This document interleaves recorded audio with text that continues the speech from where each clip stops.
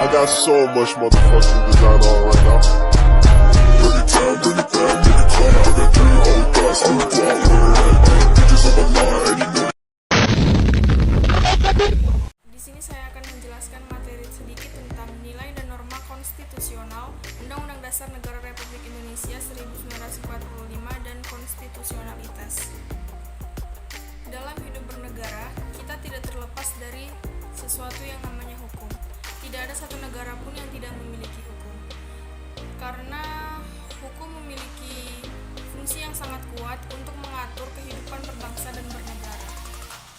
Konstitusi berasal dari bahasa Inggris, Constitution, dan bahasa Belanda, Kontitut, yang artinya undang-undang dasar.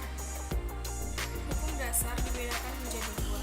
Yang pertama, hukum tertulis, yaitu suatu konstitusi negara yang menjadi dasar dan sumber peraturan-peraturan lain atau perundang-undangan lain yang berlaku di suatu negara, aturan dasar yang mengatur penyelenggaraan negara yang dituangkan dalam bentuk tertulis.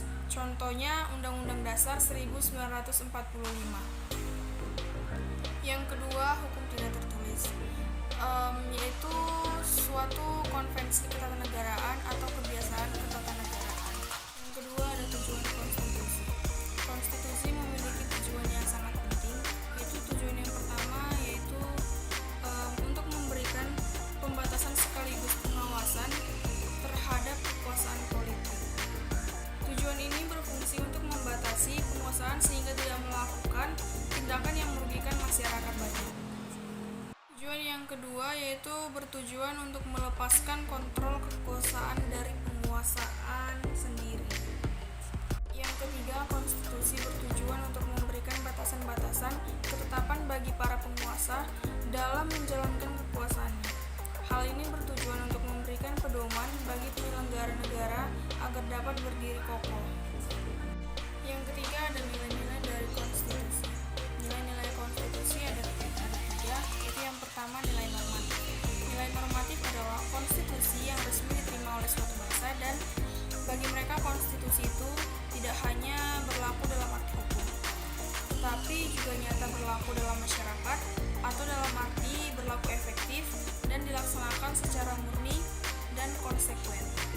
Yang kedua ada nilai nominal. Nilai nominal adalah suatu konstitusi yang menurut hukum tetaplah berlaku tetapi tidak sempurna. Ketidaksempurnaan itu disebabkan pasal-pasal tertentu tidak berlaku bagi seluruh wilayah negara.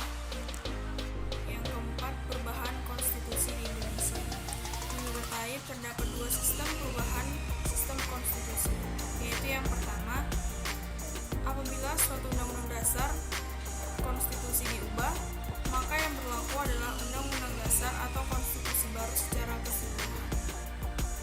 Hal ini pernah dialami di Indonesia, yaitu perubahan konstitusi dari Undang-Undang Dasar 1945 menjadi Konstitusi RIS atau Republik Indonesia Serikat pada tanggal 27 Desember 1949 sampai 17 Agustus 1950. Dan perubahan dari Konstitusi RIS menjadi UUDS atau Undang-Undang Dasar Sementara 1950, yaitu pada tanggal 17 Agustus 1950 sampai 5 Juli 1959.